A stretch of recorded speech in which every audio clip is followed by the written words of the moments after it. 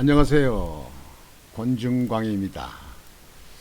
오늘은 1월 11일 화요일 아침 방송을 시작하겠습니다.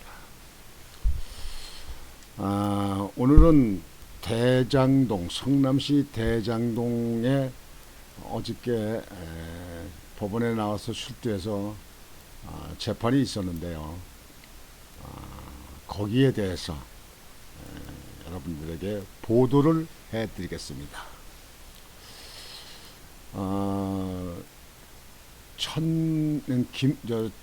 성남시 그 대장동 사건 거기에 김만배가 그 법원에서 증언한 거 보면 대장동 사업은 이재명 지시 방침을 따른 것 이렇게 얘기했습니다. 맞습니다. 그 아무리 이재명 그 당시 시장이 아니라고 해도요, 이재명 시장이 결재권자고 거기 그 보고를 받고 지시하는 그런 사항에 있는 모든 게 시장 권한에 있는 겁니다. 행정을 한 사람들은 빠삭하게 알죠. 그리고 대장동 일당 정영학 외 모두 그 혐의를 부인했어요. 법원에서 부인했습니다.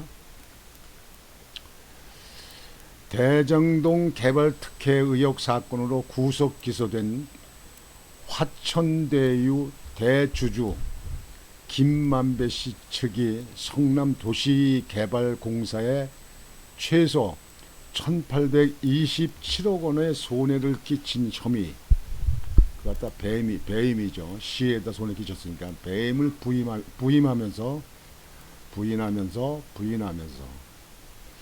당시 성남시장이던 이재명 민주당 대선 후보가 안정적 사업을 위해 지시한 방침에 따른 것이라고 10일 주장했다. 이게 안정적이 아니죠. 내가 볼 때는 처음부터 그렇게 작전팀이 작전을 한 거라는 생각이 듭니다. 이날 서울중앙지법 형사합의 22부 재판장 양철한 심리로 열린 대장동 일당의 첫 공판에서 김씨 변호인은 이같이 말했다. 김씨 변호인은 7개 독소조항이라는 것은 대장동 개발 사업의 기본 구조로 당시 정책 방향에 따라 성남시의 지시 방침을 반영한 것에 불과하다고 했다. 김씨 등 대장동 사업 관계자들과 유동규 전 성남도시개발공사 기획본부장은 대장동 사업이 본격화하기 직전인 2015년 2월 공모해 초과 이익 환수 조항 등 7개 조항을 삭제한 바 있다. 제일 중요한 게 초과 이익 환수 조항을 삭제한 게 제일 큰 중요한 겁니다. 그걸 삭제하도록 지시한 사람이 누구냐 이거지. 직원들이 일방적으로 하지는 않았을 거 아닙니까? 예상보다 많은 이익이 나면 성남도시개발공사가 이익을 환수한다는 조항이 사라지면서 화천대유 측이 수천억대 막대한 이익을 가질 수 있었던 것입니다. 앞서 김만배 씨는 대장동 개발에 대해 그분의 사업 방침에 따랐을 뿐이라고 했었다. 그분이라는 건 시장을 말하는 거예요. 이에 대해 법조계에선 그분이 이재명 당시 성남시장을 가리키는 것이라는 해석이 나왔는데, 실제 김씨 측이 이날 법정에서 이재명 후보를 특정한 것이다. 김씨 변호인은 성남도계공은 성남시 방침에 따라 확정적 이익을 얻는 방식으로 기본 방향을 정한 것이라며, 민간 사업자의 이익은 고위험을 감수한 투자의 결과이며 배임의 결과가 아니다라고 했다. 김씨와 대장동 민간 사업자들은 이재명 성남시의 뜻에 따라 사업을 진행한 것뿐일 뿐 배임의 의도가 없었다는 취지로 해석된다. 이거는 애들하고 얘기하는 거예요. 아이들하고 얘기하는 거예요. 뭐예요? 국민들을 갖다가 이렇게 우롱하는 거예요. 자, 보세요.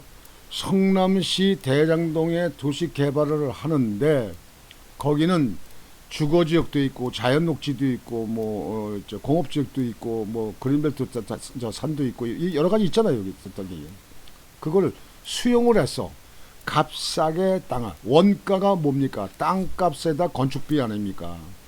땅값에다 건축비는 거의 비슷해요. 평당 한 400만 원, 450만 원 잡으면 되잖아요. 그걸 계산하면 그러면 값이 얼마 나와? 원가가. 그럼 예를 들어서 900만 원이다.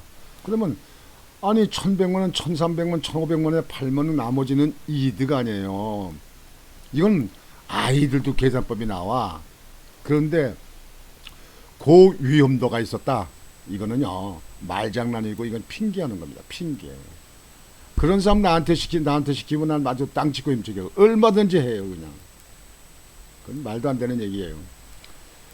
이날 공판엔 김만배, 유동규 씨를 비롯해 천화동인 4, 5호 소유주 남욱 변호사, 정영학 회계사와 전 성남도계공 투자사업 파트장 정민영 변호사가 나왔다.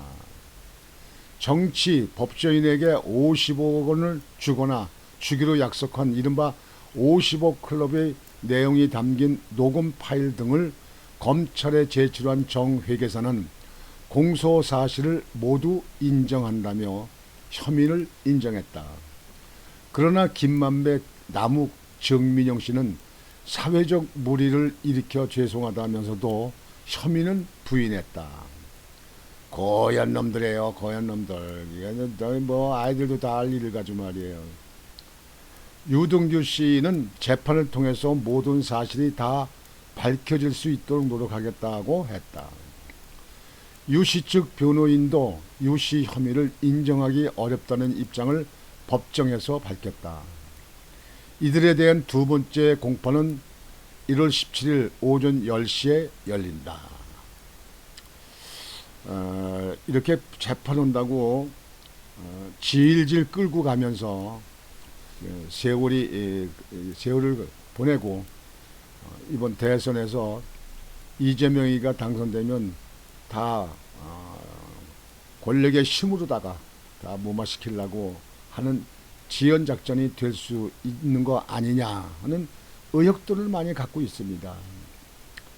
이것은 성남시에서 애시당초 이 사업 계획을 하면서 추가 이득 환수 조항이 매뉴얼에 있었던데 그걸 삭제하면서 그쪽에다 이익을 민간단체에다 이익을 어마어마한 이익을 넘겨주려고 한 거 아닙니까?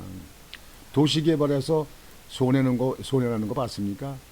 무슨 고위험도라는 얘기 나옵니까? 땅짓고 혐식이지. 더군다나 관에서